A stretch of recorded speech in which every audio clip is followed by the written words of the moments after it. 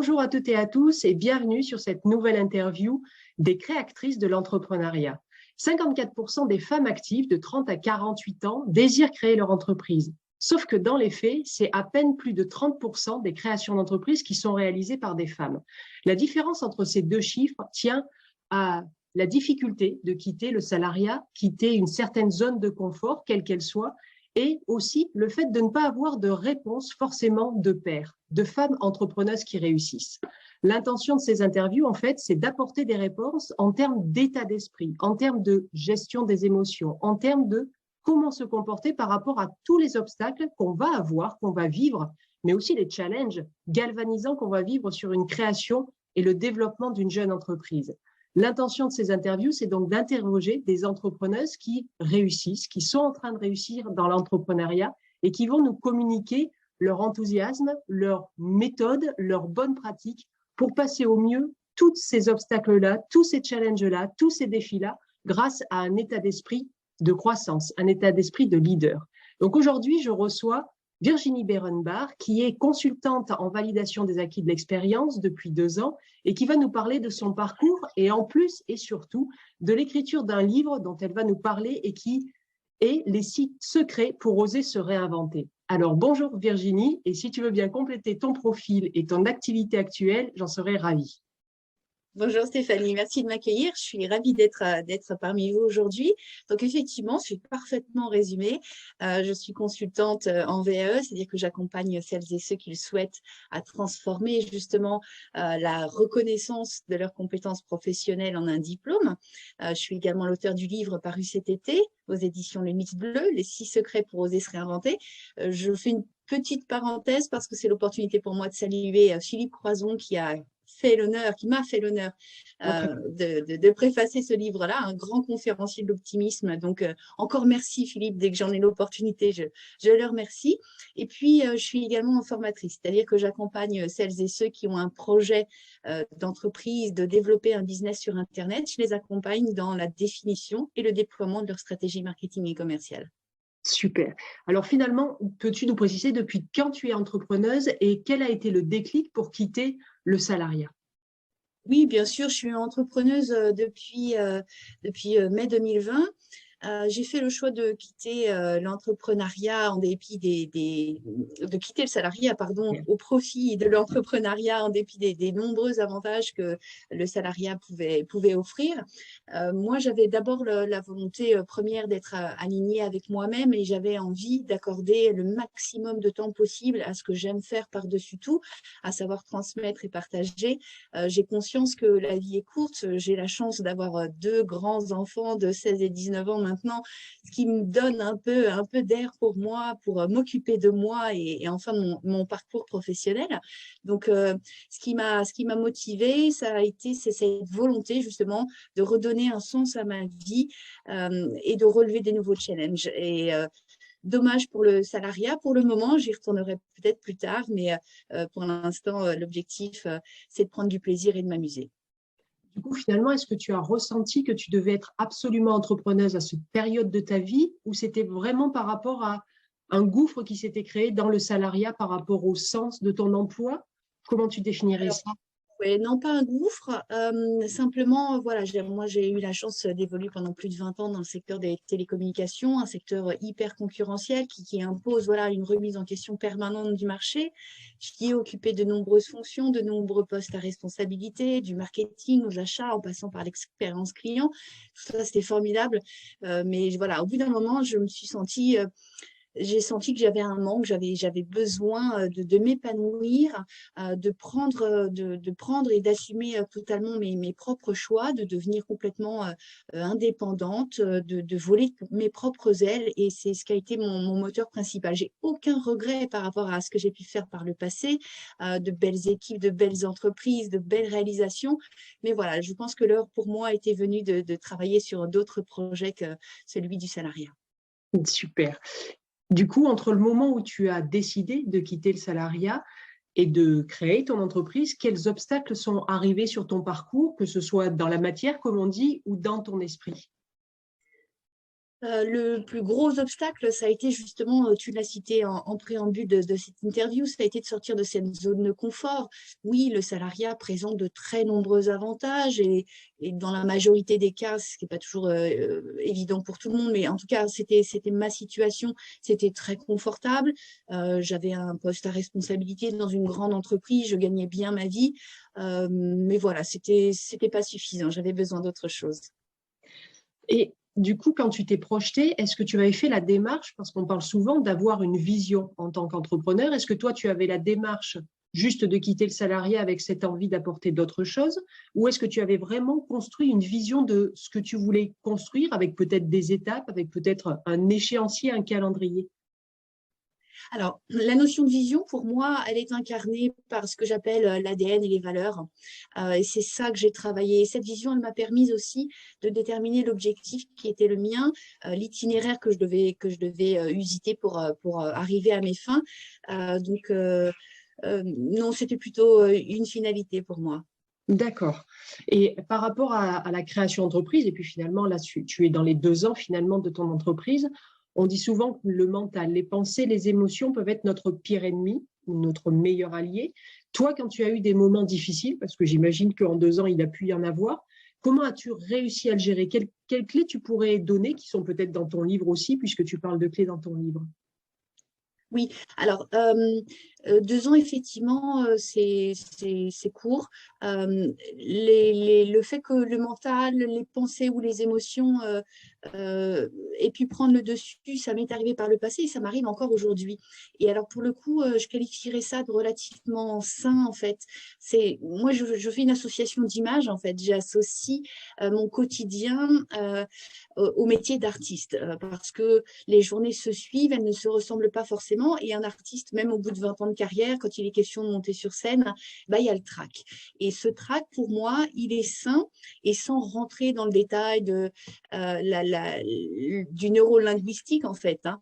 Mécaniquement, c'est tout à fait normal que ces émotions puissent prendre le dessus. Donc, moi, je suis sereine par rapport à ça. Lorsqu'il m'arrive effectivement d'avoir certains doutes et de me laisser déborder par l'émotion, je fais toujours l'exercice de ce que j'appelle le rétroviseur, c'est-à-dire que sur le chemin de la vie, au volant de ma propre voiture, au volant de ma propre vie, je passe pas mon temps à regarder dans le rétroviseur, faute de quoi j'aurais des accidents quotidiennement, entre guillemets, hein, par analogie. Mais voilà, il est important de regarder dans le rétroviseur et de se dire, bon, qu'est-ce que j'ai fait par le passé? Je n'ai pas à rougir, je n'ai pas à pâlir de tout ce que j'ai réalisé. Et puis, si j'étais restée attentiste, surtout, il ne se serait pas passé grand-chose. Donc, c'est important voilà, de regarder dans le rétro, de garder bien à l'esprit tous les enseignements qu'on a pu tirer de nos expériences passées. Et puis, pour faire une dernière analogie, c'est un peu comme une montgolfière, en fait. On connaît la ville de départ, on connaît la ville d'arrivée, mais on va devoir justement adapter notre altitude et notre itinéraire en fonction des vents porteurs. Donc, c'est tout à fait normal que les émotions ou nos pensées puissent prendre le dessus, mais regardez dans le rétro et soyez fiers de ce que vous avez déjà réalisé. Et puis, si on est confronté à des obstacles ou à des difficultés, ils ne sont là que pour nous faire grandir. Alors, j'adore toutes tes images et du coup, je vais rebondir. Je crois que c'est Sarah Bernard, une actrice, qui avait demandé à une jeune actrice débutante si elle avait le trac. Et la jeune actrice lui avait dit qu'elle n'avait pas le trac. Et Sarah Bernard lui avait rétorqué, vous verrez quand vous aurez du talent. Moi, je ne suis pas à dire que j'ai du talent, mais en tout cas, voilà, quand je dois me prêter à un exercice un peu différent, que je dois sortir de cette zone de confort, il y a pour moi une zone intermédiaire entre la zone de confort et la zone d'inconfort, et je la qualifie de zone d'audace. Et il Ouais. faut y aller, il ne faut pas avoir peur, il faut avoir confiance en soi et avoir confiance en soi, en la vie, en l'univers, et il se passera ce qui doit se passer. Donc, pas d'inquiétude, gardons confiance en nous et tout va bien se passer. Et du coup, une de tes recettes à toi pour engranger ou enfin, faire perdurer un bon état de confiance en toi, c'est justement cette notion de regarder de temps en temps dans le rétroviseur juste pour se rappeler des moments de réussite, des moments de fierté, des moments de dire ouais, ben, j'ai peut-être une difficulté actuellement dans mon parcours entrepreneurial, mais tout ce que j'ai fait avant me fait dire que ben, j'ai passé déjà des obstacles, il n'y a pas de raison que je passe les autres. C'est bien ça? C'est bien ça. Et puis, un obstacle, moi, je le vois comme une opportunité, pas comme une menace. Et L'obstacle, il est là pour nous faire grandir. L'obstacle, il est là pour nous faire avancer.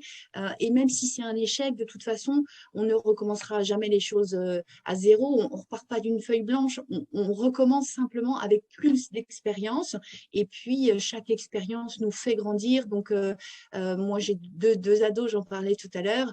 Quand voilà, le gamin me ramène une note qui n'est pas à la hauteur de ses attentes, je lui dis, bon, c'est pas très grave, c'était juste une évaluation pour voir un peu quel était ton niveau de connaissance.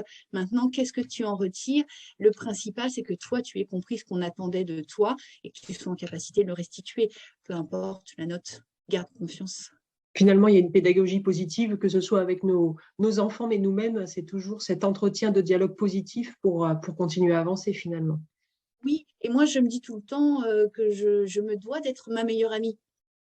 Il n'y a pas de raison d'être torturé par un ego ou par des croyances limitantes ou des biais cognitifs. Je suis ma meilleure amie. Et à partir de là, je développe naturellement aussi une certaine estime de moi et ça contribue justement à me faire gagner en confiance et à être la personne que je suis aujourd'hui. Est-ce que tu dirais du coup de tout ce que tu dis là que tu as dû développer ou capitaliser sur certaines qualités que tu avais, ton parcours entrepreneurial, ça t'a fait découvrir des choses sur toi? Alors, le parcours entrepreneurial, non. Alors, je répondrai sans doute à la positive dans quelques mois ou dans quelques années parce que voilà, ce parcours est très, très jeune pour moi. Au demeurant, j'ai pratiqué du sport et du sport voilà, à haut niveau. Donc, même si j'en ai perdu l'intégralité de mes capacités physiques et techniques, je pense en avoir conservé cette âme de battante, à relever des challenges, relever des nouveaux défis et surtout à se dépasser le dépassement de soi en permanence. D'accord. Et quand tu dis te dépasser, ça veut dire, on parle aussi des femmes souvent qui doivent dépasser le fameux syndrome de l'imposteur. Est-ce que toi, tu l'as vécu ou est-ce que si tu ne l'as pas vécu, tu peux comprendre qu'on le vive et que tu aurais des clés à donner justement par rapport à ça? Parce que là, tu as l'air d'avoir voilà, un état d'esprit qui permet de passer outre facilement, en tout cas régulièrement les obstacles. Donc, qu'est-ce que tu pourrais dire à quelqu'un qui souffrirait du syndrome de l'imposteur, qui a tout le temps l'impression d'être illégitime? Oui, alors le syndrome de l'imposteur, moi, c'est une notion que j'ai découvert au détour de mes formations, au détour de mes lectures, au détour de mes vidéos, mes podcasts, en fait, tout ce qui m'alimente au quotidien. Cette notion, elle m'était inconnue. Et alors, si je devais partager une recette, pourquoi est-ce que j'ai la chance de ne pas connaître le syndrome de l'imposteur? Je le rencontrerai peut-être plus tard, hein, je ne l'exclus pas. Déjà, je comprends que certains puissent le ressentir, mais encore une fois, ayons confiance en nous. À partir du moment où nous sommes des experts de notre métier, nous sommes crédibles. Et si nous sommes crédibles, nous sommes légitimes. Partant de là, puisqu'on est légitime, on est à sa place. Et si on est à sa place, on n'est pas un imposteur. Donc, ça, c'est pareil pour moi, c'est un biais cognitif. Chassez-le de votre esprit. Vous êtes à votre place, nous sommes à notre place et avançons et arrêtons de nous poser des questions là où, c'est ma vision des choses, là où il n'y en a pas. Est-ce que c'est forcément l'expertise qu'on a qui crée notre place? Euh, Je pense qu'elle y contribue en grande partie parce que c'est cette expertise métier. Comme toi, comme moi, on est formateur, on est coach au quotidien. Donc, si on n'a pas l'expertise qui est la nôtre, qui consiste à accompagner les autres, je pense qu'il est urgent de changer de métier. Ok. Aujourd'hui, si tu veux bien, est-ce que tu peux nous partager peut-être des difficultés que tu rencontres dans ta vie d'entrepreneuse qui pourraient peut-être servir d'exemple à des femmes là qui nous écoutent et qui sont peut-être en train de les vivre aussi et les rassurer Oui, qu'on vit les mêmes choses? on vit les mêmes choses. Alors, la première difficulté pour moi, c'est de mener tous les combats de front, de la formation, du coaching, de l'écriture. Mais ça, ce sont que les projets qui sont initiés ou en cours d'initiation. À côté de ça, je déborde d'envie et d'idées et j'ai envie de faire plein de choses. Et du coup, la difficulté qui est la mienne, c'est d'arriver, comme je le disais, à mener tous les combats de front et du coup, à accepter de renoncer. Je ne peux pas mener tous les combats de front, d'abord parce que je suis seule et du coup, les journées mécaniquement ne font que 24 heures et je dois conserver quelques heures notamment pour dormir. Donc voilà, les journées sont trop courtes, je voudrais tout faire, je ne peux pas tout faire. Donc la difficulté qui est la mienne, c'est cette frustration à me dire piano, piano, chaque chose en son temps, les choses se passeront lorsqu'elles devront se passer et avance step by step, montons les marches une par une, l'escalier, l'échelle est encore immense, mais étape par étape. Ouais. Il y a un côté multipotentiel un peu dans ce que tu dis, d'avoir plein d'envies, plein d'idées et pas assez de temps pour le faire. Et c'est une grande frustration que je rencontre chez certaines de mes clientes et qui effectivement ont déjà une partie de l'accompagnement où il faut apprendre à prioriser et aussi à lâcher prise. Et c'est toute la difficulté que j'entends de beaucoup d'entrepreneuses en fait, parce que comme tu dis, hein, il y a tellement de choses à faire dans une journée qui a le nombre d'heures qu'elle a, c'est très culpabilisant des fois d'aller se coucher ou de passer à autre chose. Donc, je ne sais pas, toi, est-ce que tu fais un travail sur toi par rapport à cette priorisation ou c'est vraiment avoir ce discours très serein que j'entends depuis le début de l'interview, qu'en fait, il adviendra ce qui doit advenir?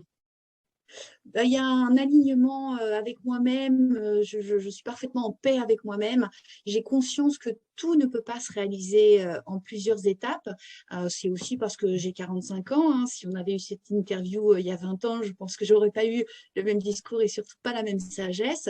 Je sais que les choses doivent se faire étape par étape. Ça, je l'ai accepté et du coup, c'est beaucoup plus facile pour moi de renoncer, même si voilà, il y a l'envie, il y a l'engouement, il y a cette détermination, il y a cette envie. Tout est là, mais voilà, chaque chose en son temps. Et puis, ça se passera quand ça se passera. Très bien, on dirait presque un mantra. J'adore. Les, Virginie, les chefs d'entreprise ont dit, alors peut-être que ça aussi tu en parles dans les clés que tu donnes, notamment dans ton livre, mais on dit que les chefs d'entreprise souvent sont dans une tour d'ivoire et que souvent ils se font accompagner par des coachs, des mentors, mais aussi ils vont régulièrement s'immerger dans des formations. Est-ce que c'est ton cas ou est-ce que tu te nourris différemment pour ne pas te sentir isolée en tant qu'entrepreneuse? Alors, la notion de formation et de coaching, elle est effectivement importante. Hein. Bon, bah, déjà, c'est mon métier, donc je ne peux pas ne pas en être convaincue. Mais au détour de ça, j'estime que ponctuellement, c'est important, sinon essentiel, de rester très ouvert, très à l'écoute des autres, de l'environnement qui nous entoure, de l'innovation, des nouveaux sujets. Il faut faire preuve, je pense, d'une très grande curiosité pour aller découvrir des environnements qui nous sont inconnus. Et puis, on va tirer parfois un petit bout de ficelle, et puis c'est toute la pelote qui est derrière, à laquelle on n'avait même pas pensé, qui est vraiment passionnante. Donc, c'est important, oui, effectivement, d'être en formation en permanence. C'est mon cas encore, on l'a évoqué rapidement tout à l'heure. Je prépare un master en communication et marketing digital. Et puis, l'avantage aussi de cet accompagnement extérieur, c'est que le regard et la vision ponctuellement peuvent être très salvateur parce que on peut être confronté à des points gênants ou à des points bloquants dont on n'a même pas conscience. Et du coup, c'est le regard extérieur du coach, de la communauté, de sa famille, de son environnement qui vont nous aider à prendre conscience d'une problématique. Et à partir du moment où on en a pris conscience, on est seulement à ce moment-là en capacité d'y travailler pour lâcher prise, pour renoncer, pour dynamiser, etc. Mais je pense que ça passe par cette étape qui est celle de la prise de conscience. Et le coach et le formateur peuvent nous accompagner dans cette ouverture d'esprit. Là, c'est vraiment la nécessité de prendre conscience parce qu'on ne peut changer que ce dont on prend conscience, en fait. C'est se remettre son pouvoir personnel entre les mains, finalement, que tu es en train de dire.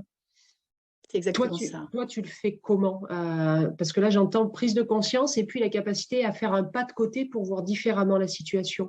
Tu as un comité des sages, moi j'appelle ça comme ça dans mon accompagnement, tu es entouré de gens qui t'aident aux prises de décision, ou tu as ton propre coach, ou tu as ton propre cercle de mastermind pour justement te permettre ces prises de conscience régulières et ces visions différentes de ce que tu vis. Comment tu fais? Alors, j'ai pas forcément un cercle rapproché. Après, j'ai la chance, effectivement, en termes de réseau, de connaître beaucoup de gens qui évoluent dans différentes sphères. Donc, je suis très à l'écoute. Alors, c'est souvent des thématiques qui sont éloignées des miennes, mais c'est là aussi que je trouve la richesse des choses, parce que ponctuellement, on peut faire des passerelles, on peut faire des analogies.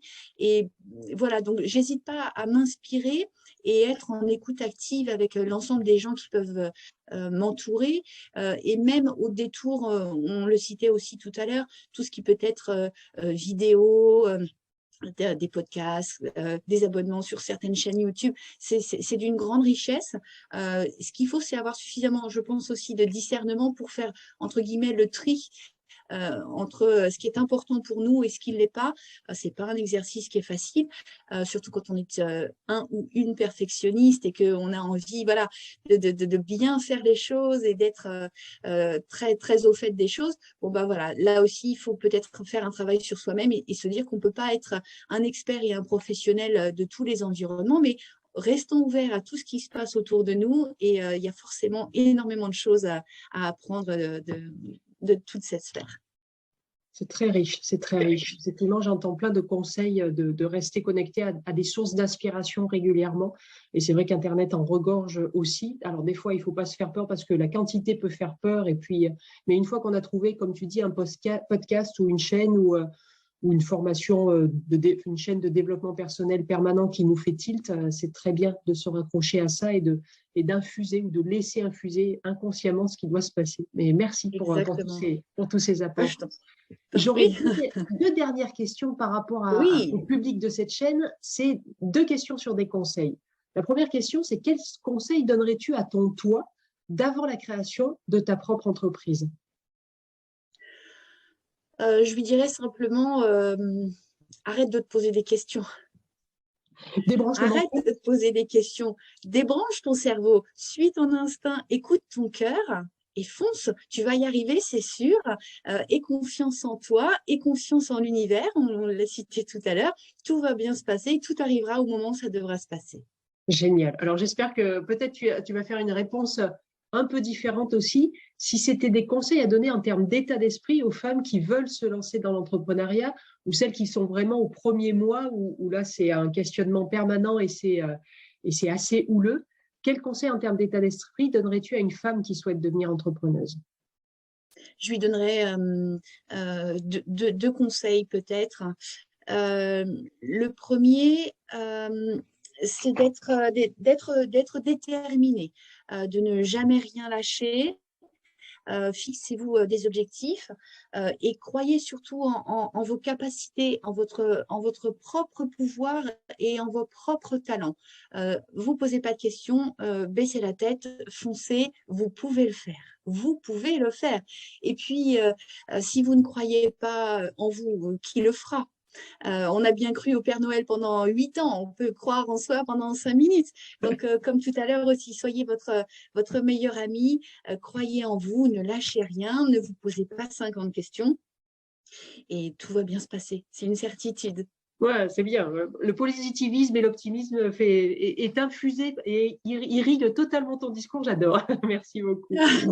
Alors, ça fait partie, ça c'est une des clés, des méthodes que je m'auto-applique. C'est que j'estime qu'il y a une balance, la balance du positif et la balance du négatif. Et en fait, plus on va mettre de poids dans le positif et plus le négatif va disparaître. Et inversement, si on est dans un état d'esprit négatif, si on a des pensées qui sont toxiques, on va les auto-alimenter et on ne va vivre que dans cet état d'esprit. Chassez ça de vos esprits, pensez positif.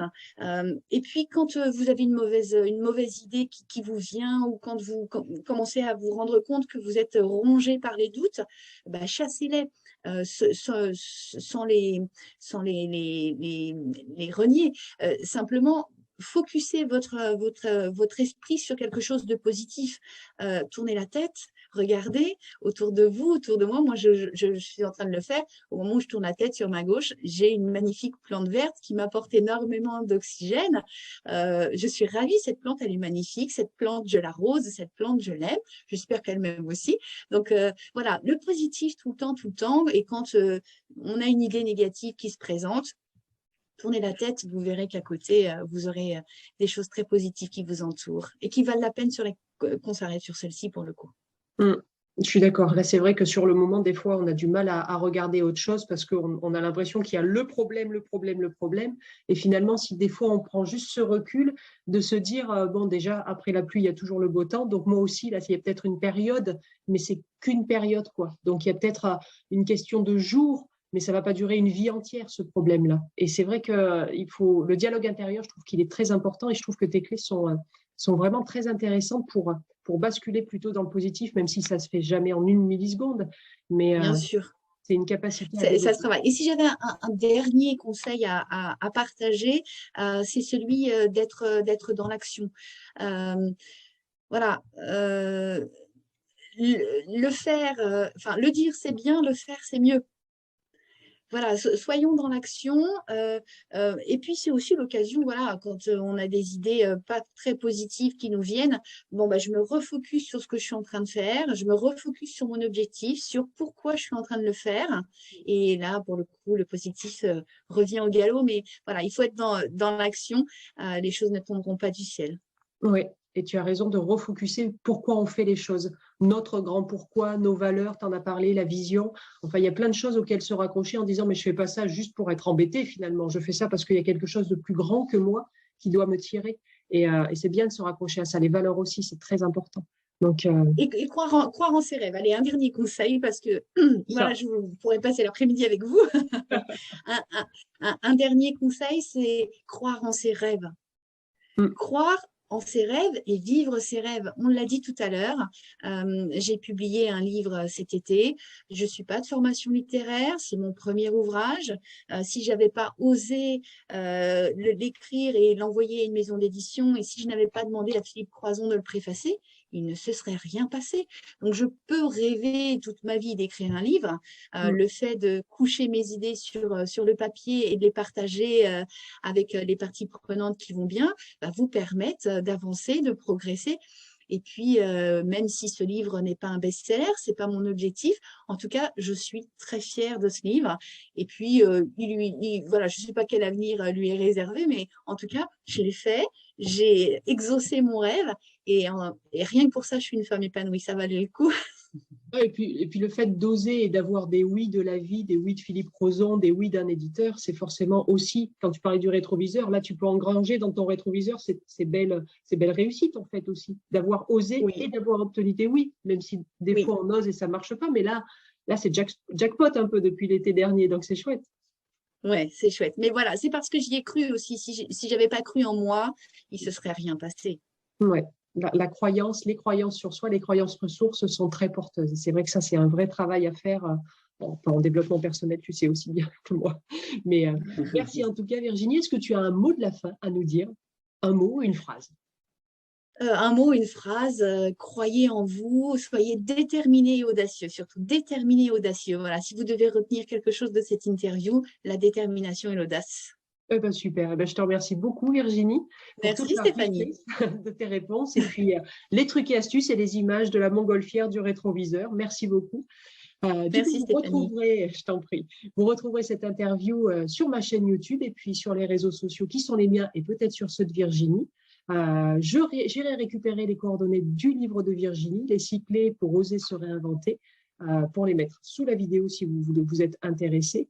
Et puis, évidemment, on se retrouve tous les mercredis, alors à 12h30, parce que finalement, c'est sur la pause déjeuner qu'on peut se permettre ces parenthèses d'inspiration et de positivisme. En tout cas, celle de Virginie me fait très envie, rien que pour moi, de la revisionner, d'aller retirer les pépites pour tout ce qui va se passer par la suite. Donc, je vous dis à très Merci à toi bientôt Stéphanie. et merci à toi, Virginie. Au revoir. Au revoir.